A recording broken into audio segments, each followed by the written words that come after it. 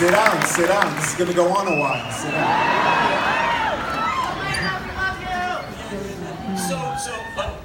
Am I on? I'm on. So who are we, right? Mike and I were the producers.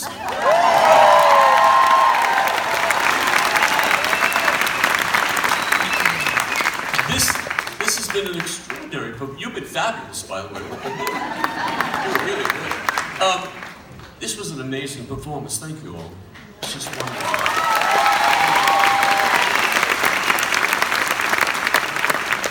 So, some of you may not know this is the closing night of our show on Broadway.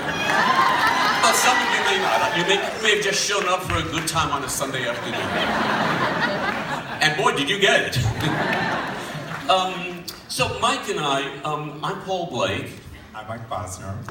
And people, when we came to New York, they called us, Paul and Mike, or they said, the old guy and the young guy.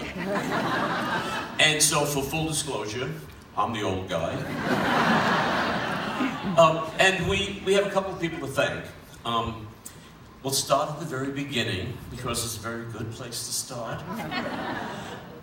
One day, 8 years ago, the phone rang, and it was a man saying, I am the president of EMI Music, and I have a show in mind. I want you to come down and talk to me about producing it for me. And I went down and met the president, a man named Roger Faxon, who said, he said, I've got an idea, there's a show here with these songs, and I want you to put it together. And I said, that sounds good, maybe. And I went, he gave me the numbers of all the songwriters, the 4 songwriters, and I called them up and went back to him about 2 weeks later, and I said, all right, I spoke to everybody. One of them wants them to do a retrospective of his career. One of them wants a show that'll be a documentary of the period. One of them wants to do a script she's already written. And one of them doesn't want the show to happen over her dead body, and that was Carole King. And Roger typically said, I figured you'd get that response. So I said, what do I do? He said, that's why I called you. Do it. And for the next 2 years, that's what me and Mike did. And we'd call Roger and say, this is a problem we're having. And Roger would always say, and then we'd sort of figure out what to do. He was always supportive, always encouraging, and he gave us a gift of a lifetime. So Roger, I love you and thank you a million times.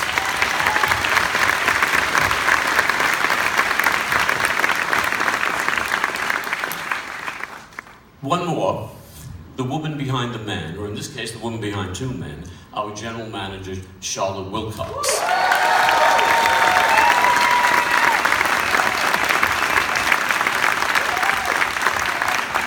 When we came to New York, nobody knew us. I mean, we had run a summer theater. It was a 12,000-seat summer theater. It was in the Midwest. Yeah, great, thank you, don't bother me. But the New York community is very small, but it's very tight. They don't let you in. But I knew Charlotte from 30 years ago. We did some shows together, so I called her up, sent her the script, and Charlotte vetted us for the New York community. She called all the theater owners, she called the ad agencies, she set us up. She said to everyone, listen, I've met these guys, they're real. And the script is terrific. And it's going to be a hit, unless they screw it up. And Charlotte, darling, thank you. You've been with us for six whole years. We've been going on forever. God bless you.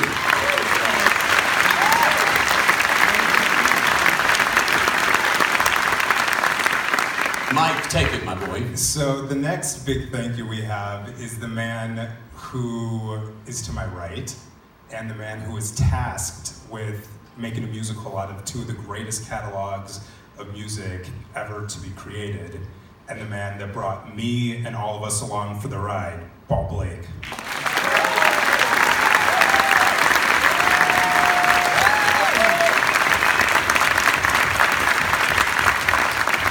That wasn't in the script. I knew that was going to happen. Thank you. All right, we have a lot of thank yous to get to. The first one I want to do, beyond what we've already done, is some of the more behind-the-scenes people who are literally the backbone of this thing. They are the engine that let this thing run day in, day out. They're the people you don't know exist, but that's what makes it so great. It is everyone here at the Sondheim Theatre. I want you guys to come out, if you will. It's our crew, our dressers, our stage managers, our band, the box office guys, Judah Street, all of you guys, come on! Thank you, thank you, thank you.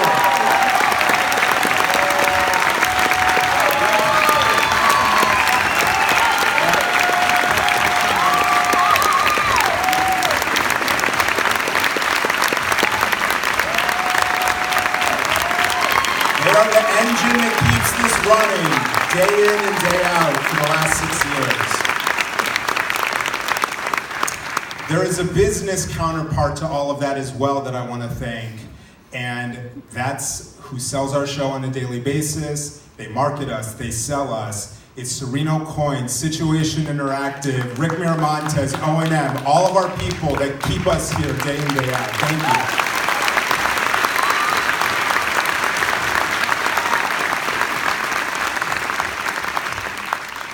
More people that literally made all of this happen.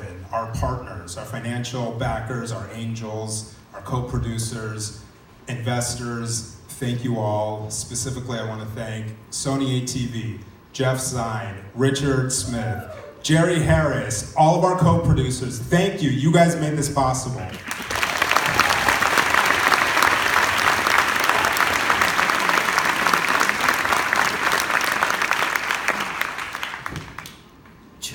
Wonderful women helped this when we were putting this together. They're listed as executive producers. One takes care of Carole King, that's her manager, Sherry Condor, and one took care of, and still does, Jerry Goffin. That's Christine Russell. These women were amazing because, you know, the musical talents, as I said, they all had different shows in mind. They wanted something, they didn't know what they wanted, but they thought they did, you know? And I would always call one of these women up and say, what do I do with your client? They're driving me nuts. And we would talk it through and we would strategize and calm everybody down. And little by little, we kept moving forward. Roger kept saying, just keep going forward. When they have the show, they'll say yes. And they finally saw the show and they loved it, thank goodness. But Christine and Sherry, without you, we wouldn't be up here either. So thank you both enormously.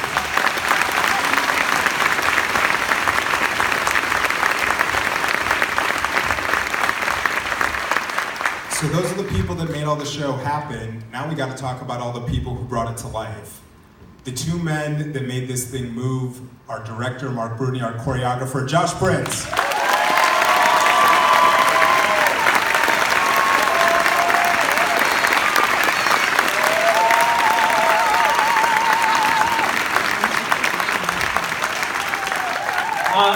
What an afternoon. This was incredible, 6 years. I hope you'll be patient with me. You only outrun Annie once and have a closing. So let's just, I have a few people to thank, starting with our incredible producers, Mike and Paul, who have been just amazing. And Paul, who I've known from the Muni for years, and thank you. Thank you for this incredible opportunity. Thank you to our brilliant writer, Doug McGrath, who has written an extraordinary book. The book of the musical is so rarely gotten right, and Doug did it on this one, and had warmth and humor, and it was a great joy to work on. Our alums here tonight: the original Barry Man, Jared Spector. Jared Spector.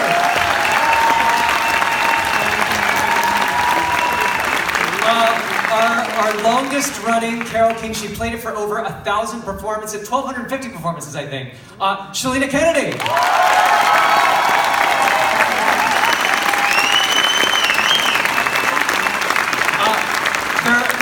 There are so many wonderful alums that are up here. Every single one. This show, there's no ensemble in this show. This show is a company of stars. Every single character in the show was a star in their own right. These characters are, and everyone gave dignity and respect to those characters. And I appreciate everything that you've done over the last 6 years. Thank you so much. these casts have been brought together by our unbelievably brilliant and insightful casting director, Stephen Sondheim. Stephen Sondheim, thank you. Music department, it all starts with the music. Orchestrator Steve Sidwell, contractor John Miller, and our wonderful, my friend, music supervisor, Jason Howard!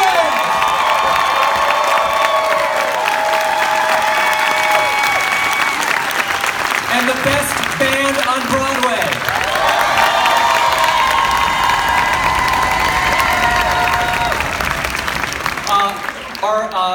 Our designers, you're only as good as the people that put this all together. Charles LaPointe wigs, Joe Delude makeup, Brian Ronan, who won a Tony for our sound, Alejo Vietti costumes, Peter Kazarowski, and Derek McLean. Look around, it's amazing. Finally, I came up as an associate. I want to make a special moment of a message. This is harder than you think. Good. My partner in all this, Josh Prince, who has brought these wonderful numbers to life and so much more. But I want to say that I came up as an associate and want to make special mention of Josh's associates, Joyce Chittick and Ali Solomon, dance captain Sarah Shepard, as well.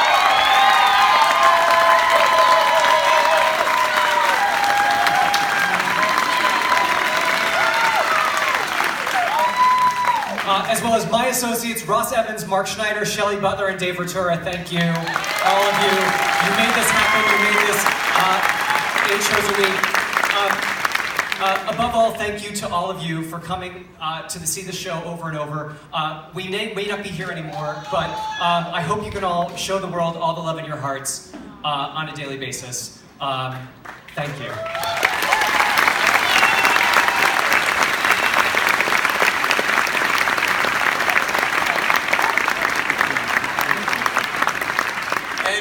One final one, the book writer.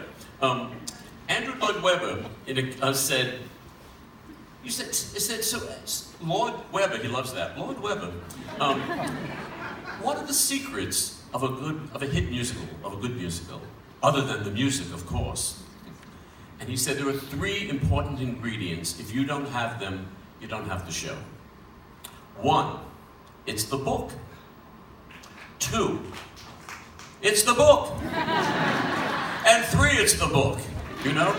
And our book writer, wonderful Doug McGrath, I mean, without Doug's book, we'd be a bunch of people with a great bunch of songs and some inane things to say to each other.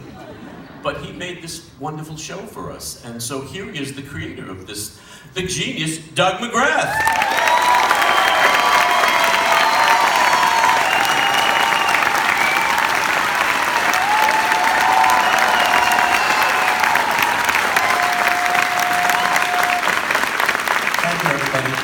First of all, you all were great. You all were great, and you all were great. Thank you very much.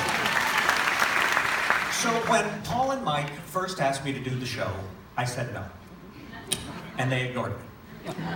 So I said no a second time, to which they reacted by ignoring me some more. So finally I just put my foot down and I said, I am not doing that show. Here we are. I have to say I've been ignored before in my life. Probably more times than I really want to go into at the moment, but I have never been ignored in such a profitable way as this. Nor, I must add, in such a joyful way. So, my thanks have to begin with Paul and Mike. Winter, spring, summer, or fall, they have been perfect producers. The most helpful, the most supportive, and thankfully, the most hilarious. We actually had 5 years of pre-production, 5, while we were getting the show ready. And if we could get back the amount of time we spent laughing, we could have opened the show 2 years earlier.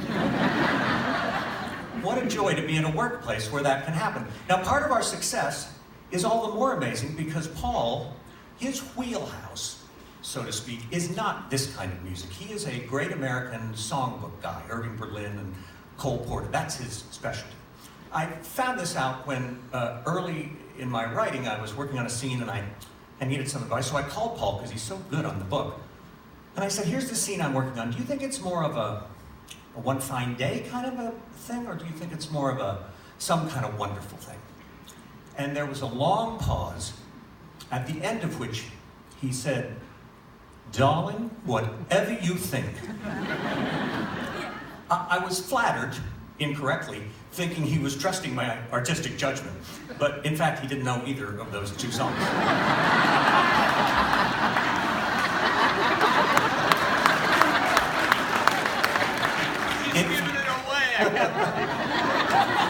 In fact, at the first rehearsal of our first read-through, he and I were sitting in a couple of folding chairs as the cast was around the piano singing through the score. And I noticed his little foot started tapping.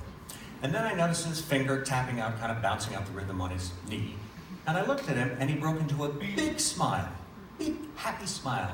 And he said, you know, dear, these songs aren't half bad. It's the only time in the 11 years we've been working on this that he's gone for understatement.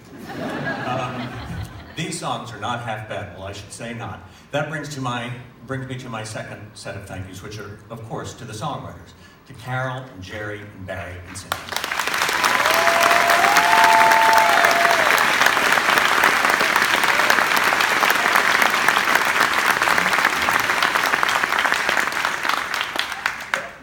You think that their main contribution, of course, is this beautiful catalog of songs. But they gave me so much more than that. Before I started writing, I sat with each of them and interviewed them for hours and days, asking them everything about their lives. I didn't want to rely on books or articles. I wanted to get it from them. And everything that is in my book came from those sessions.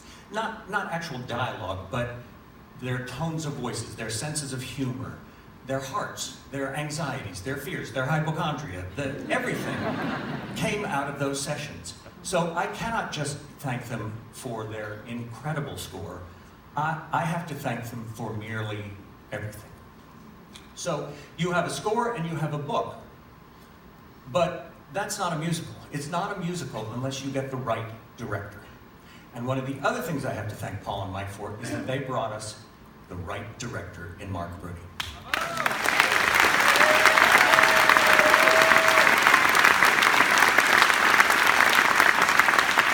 From the minute he started, every day, the script and the show got better and better. Now, you've seen for yourselves right now how seamlessly he made everything flow and how inevitable it all seems. So I want to thank him not only for the depth of his talent, not only for this incredible group of designers he brought, who found a physical manifestation of the tone of my book. The book I always wanted the show to have a very warm feeling, and they gave the show that in the set, in the lights, in the costumes. Not only they, but I have to thank him so much for this man here, Jason Howland.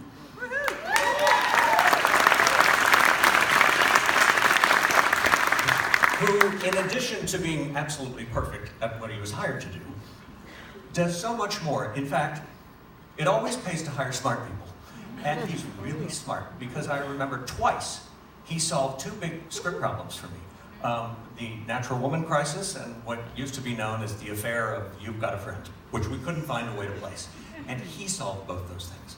But not only do I thank Bruni for all these great people he brought us, but I want to personally thank him for the patience he showed me during the process. This was my first Broadway musical. I had never written a musical for Broadway before.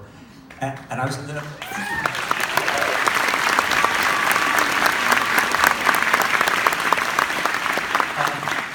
sorry. But I... no, I'm kidding. I'll wait. But I'd been in the film business. And I cannot tell you how many opportunities Mark had to answer one of my questions along these lines, like, no, stupid, that's not how that's done, and he never chose that. So I want to thank him for his patience and to say that he is as kind as he is talented. I joined the fellows in thanking Charlotte, who was our early booster at a time when boosters were in short supply, Stephen Sondheim, who has kept the show daisy fresh, and our phenomenal stage managers, most especially my man Johnny Krause. Johnny was in the trenches with me during rehearsals and previews with all the rewrites, and a more able and genial helper I couldn't ask for. So, we have work and we have family. I have been lucky in work, but I have been blessed in family. I believe my job at work is to put on a cheerful and optimistic face when I'm at work, to try and behave as though whatever the problems are, we'll get through them, and if we don't solve them today, we'll solve them tomorrow. That attitude usually dries up when I get home and have the key. I'm just getting the key out of the lock. And it's replaced with a kind of vomiting amount of panic and self-doubt, a long time on the computer researching trade schools, different things that would be better. And there are two people every night in that apartment, Jane and Henry, who rebuild and restore me. So to quote a great song, I can't pay them back enough, but I can only offer all the love in my heart. And I want to say a special thanks to Jane, because during that period, when I was turning Paul and Mike down, in her very polite, gracious, waspy way, she was saying, "What are you, a mental patient? Take that show." And I am blessed beyond Jane and Henry in having a beloved sister and brother and their families, my beloved sisters-in-law and father-in-law, and my dear and cherished cousins. The only blue note in this, from our family's point of view, is that my parents weren't alive to be here for this, for the beginning or the end. The good news is the McGraths believe in heaven, and we believe we will all be reunited. So, eventually I'll get there and I'll tell them all these stories, and if heaven's what it's cracked up to be, there'll be YouTube, and I can show them clips.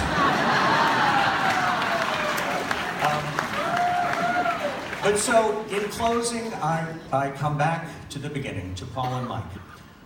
I thank you so much for asking me to do this show, because until I get to that heaven, I have the thought, don't worry. Until I get to that heaven, I can't thank you enough for asking me to be a part of this, which for me has been heaven on earth. Thank you very much. It's all on the side.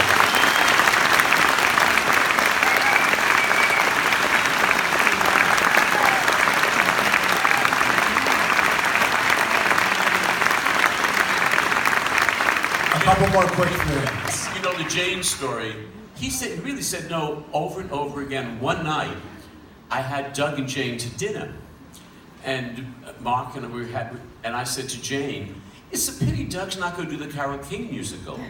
And she said, "Doug," and we had him. Thank you, Jane. So something that Doug just mentioned that really makes all of this work. We're going to miss having our show here on 43rd Street, but he talked about family. And if you haven't cried yet, you're about to. I'm going to try and keep it together, but this show is a family. This doesn't happen where you have people run from their other Broadway shows to get back here. We've had marriages, we've had babies, me being at the top of the list, but we have 2 on our way here.